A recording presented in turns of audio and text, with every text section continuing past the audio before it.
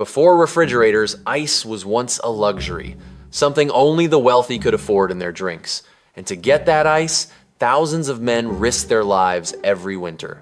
Today, we're diving into the brutal, frozen world of the ice cutters, the poor souls who brought cold to the masses before electricity made it easy. Why did this bizarre job even exist? In the 1800s, there was no magic machine to make ice. If you wanted to keep food fresh or enjoy a cold drink, you needed ice, and plenty of it. Early entrepreneurs like Frederick Tudor, nicknamed the Ice King, had the crazy idea to ship blocks of frozen water across the world. Tudor literally sent New England pond ice by ship to the Caribbean and even India. People thought he was nuts until it worked, and suddenly, enjoying an iced cocktail in Havana or Calcutta became possible. But only for those who could pay. As demand for ice grew, the natural ice industry boomed.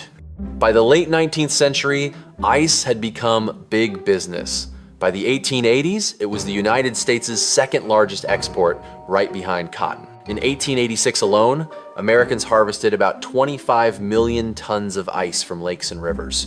It was such a hot commodity, pun intended, that around 1900 it ranked among the top 10 industries in the nation. And it took an army of workers to make that happen. At its peak, roughly 90,000 people and about 25,000 horses were employed in the ice trade in the United States. That's right, armies of men and horses spent their winters chopping up frozen lakes so wealthy people could enjoy a cold drink on a hot beach. So who were these ice cutters? Basically, they were anyone desperate or tough enough to do back-breaking labor on a frozen lake. Ice harvesting was seasonal work done in midwinter, so crews were often made up of farmers, carpenters, and laborers who had no other work when the ground froze. If you lived in a cold area and needed cash in January, you might find yourself out on the ice. Entire villages would turn out for the harvest. One account from New York noted that every year, men from the town and nearby farms came to cut ice, working from daylight to dark. The pay was about $1 a day back in the late 1800s, which was actually considered pretty good money at the time. Many of these guys earned more during the ice harvest season than any other time of the year. It was hard, dangerous work, but at least it was an opportunity during the otherwise bleak winter. Despite the cold and danger, the annual ice harvest could actually become a community event in some areas. Neighbors might treat it as a midwinter social gathering while they worked together on the frozen lake. Of course, that didn't make it any less exhausting or risky. These icemen were very much blue-collar workers. No one wrote epic poems about their bravery, but towns depended on them to get through the summer. Now, let's talk about what a day in the life of an ice cutter was actually like. Imagine it's 4 a.m. on a January morning. It's pitch dark and so cold that even the stars are shivering. You pile on whatever wool and leather clothing you've got, it's nowhere near enough, and trudge through the snow to a frozen lake with your fellow workers. Your job? Cut huge blocks of ice and get them out before the sun can melt anything. Fun, right? First task, clear off the snow. The team shovels the lake surface to expose the ice. Next, you mark out a grid on the ice, usually a big square area, around 100 feet each side. Then comes the heavy machinery, or rather, horsepower. A horse-drawn plow or a large saw is run along the grid lines, scoring the ice about 2/3 deep along the outlines of future blocks. If you're lucky enough to have a mechanical ice plow, by the early 1900s, some were powered by engines. It saves a lot of hand sawing. If not, well, get ready to saw until your arms fall off. After scoring, men with longhand saws step in. These saws are up to 6 feet long, basically giant bread knives for ice. You start cutting along the scored lines, back and forth, until a huge chunk of ice finally breaks free with a crack. Each of these ice blocks might be around 22 inches square and nearly 18 inches thick, weighing 250 to 300 pounds. Yes, that's over 1/10 of a ton per block. Once the first row of blocks is loosened, the rest can be floated out. You use pike poles, long poles with a hook on the end, to nudge the blocks along a channel of open water that was cut into the ice. Picture dozens of big ice cubes bobbing in a line, being poked along toward shore. It's like an assembly line, but on water. At the shoreline, or at a central collection point, you've got sleds or maybe a steam-powered conveyor waiting. Blocks are hooked and slid up, ramps or lifted by crane onto horse-drawn sleds. Everyone's yelling instructions, the horses are snorting clouds of steam, and men are scrambling to keep the ice moving. Speed is important. You only have a few weeks of solid ice, and maybe only a few hours before the sun or weather conditions mess things up. Harvesting often went on 24/7. One report noted it was often incessant day and night unless a deep freeze or a thaw forced a halt. That means yes, there were night shifts on the ice. Imagine cutting ice by moonlight and kerosene lantern, trying not to fall into the black, freezing water at your feet. One slip, and we'll get to the dangers in a moment. The point is, they worked as long and as hard as humanly possible when the ice was ripe. It was a frantic race against the coming spring. After hours of labor, maybe you and the crew break for a quick meal, some frozen bologna sandwich or hot stew if you're lucky. Then it's back to work. By the end of the day, you're soaked from icy water, your hands are numb, your back feels broken, and you probably can't feel your toes. You've wrestled hundreds of ice blocks, and you still have to stack them in the ice house. In short, an ice cutter's workday made a 9-to-5 desk job look like a spa vacation. Sleep, if it comes, is brief, because tomorrow you do it all over again until your body gives out. Now, consider the dangers these guys faced. This wasn't just hard work, it was life-threatening work. The whole process of ice harvesting was incredibly unsafe.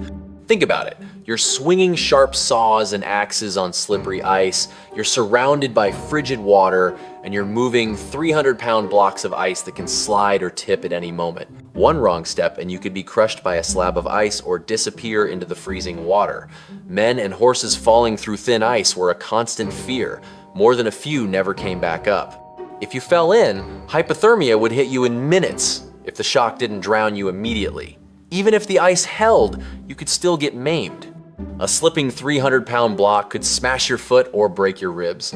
Saws and ice hooks were razor sharp. Plenty of guys got gashed or even lost fingers to the blades. And then there's the cold itself. Frostbite was almost guaranteed. Many ice cutters ended the season with permanent nerve damage or missing bits of ear or nose. It was basically a polar survival situation every day. There were plenty of close calls and real tragedies. In 1931, for example, an ice cutter working the Des Moines River fell through and drowned. The company only had an 11-day harvest window that year, and losing a man was a risk they seemingly took in stride. That man had been earning about $4.50 a day for his trouble, which, ironically, was decent pay for hard labor at that time, but he paid the ultimate price. His widow got a compensation, and the harvest went on. It sounds harsh, but that was the reality. If you died on the job, your family might get a payout. And the ice harvest continued. So, given all those dangers, how much did they actually get paid to do this? As I mentioned, in the late 19th century, about $1 a day was standard and even considered good wages for this seasonal gig.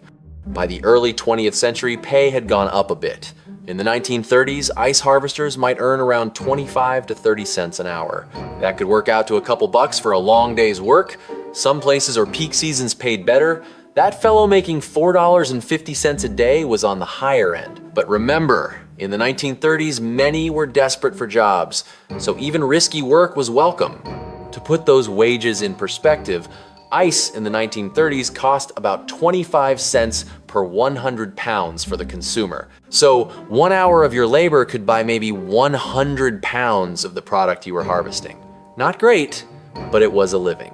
The real money was made by the ice companies and middlemen, not the guys risking life and limb on the lake. Still, a strong young worker might make enough in a few weeks of ice cutting to get his family through the winter, assuming he didn't spend half of it on whiskey to warm up afterward. Socially, these workers were not high-status folks. They were tough, low-tier laborers doing what needed to be done. There was a bit of pride in the sheer muscle and grit it took, but it wasn't a job you'd brag about to impress anyone. It was more like, yeah, I cut ice, and I've got the missing toes to prove it. In cities, the more visible figure was the Iceman, the guy who delivered ice to your door. He might get a hello and a tip, but he wasn't exactly mingling with high society. Ice cutting was a means to an end for working men, not a dream career, unless you owned the ice company. All right, so after all that effort to cut the ice, what happened next? Storage and transport were huge parts of the operation. Once blocks were cut, they were hauled to ice houses, large storage barns insulated with sawdust or straw. Inside the ice house, blocks were stacked up to the rafters. Workers would cover each layer of ice with sawdust to keep the blocks from sticking together and to help preserve them. A well-built ice house could keep ice frozen for months, often until the next winter. This was crucial. You might harvest in January and still be selling that ice in July. Amazingly, it often worked. Some ice houses were enormous. In big cities, ice warehouses could hold 200,000 or more tons of ice. Picture a 5-story warehouse filled with ice, basically a giant non-electric refrigerator. Of course, even with good insulation, a lot of ice would slowly melt over time. Companies typically harvested more ice than they expected to sell, sometimes up to 1/3 extra, knowing that much of it would disappear as meltwater before reaching customer. It was just part of the business, a built-in allowance for shrinkage, literally. Transporting ice to customers was another adventure. Locally, horse-drawn sleds or wagons carried ice from the lakes to town or to railroad depots. For international trade, ships carried ice insulated with sawdust, but inevitably part of it melted. Still, it was worth it at the time. After all, who else was going to bring ice to the tropics? In cities, the final leg was the home delivery. At the peak of the ice era, places like New York had armies of delivery wagons. Roughly 1,500 horse-drawn wagons in New York City alone were delivering ice daily. Homeowners had ice boxes, wooden refrigerators, and they'd put a card in the window with a number 25, 50, or 100 to tell the iceman how many pounds they needed. The iceman would haul a block into your kitchen and drop it in the ice box. This was daily life before the fridge. If you didn't get your ice delivery, your food would spoil. The icemen were a common sight, trudging up apartment stairs with dripping blocks of ice on their backs. So, what finally killed off this whole ice cutting industry? In one word, technology. The ice trade was hugely successful, too successful because it sparked the search for a better way. The demand for ice got so high that inventors started developing artificial ice-making machines and mechanical refrigeration. By the late 1800s, there were ice plants in cities that could freeze water year-round. At first, natural ice still had the edge in cost where winters were cold, but the writing was on the wall. By 1914, Americans were using roughly equal amounts of factory-made ice and natural ice on the order of 25 million tons each. That was a tipping point. Over the next few decades, artificial ice production kept growing and home refrigeration became a reality. Electric refrigerators for households started becoming common in the 1920s and 30s, and government rural electrification programs brought power to far-flung farms in the 30s. Slowly but surely, people didn't need the Iceman or ice from the lake anymore. After World War II, the end came fast. By 1950, about 90% of American city households and 80% of rural households had a refrigerator in the kitchen.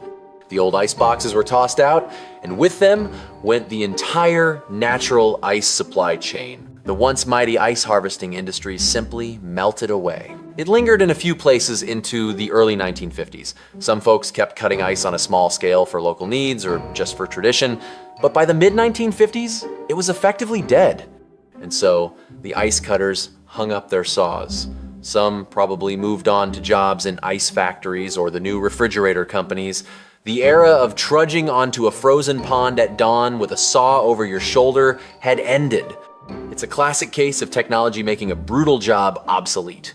Today, harvesting natural ice is mostly a historical reenactment or a hobby. You might see a demonstration at a winter festival where people cut ice for fun.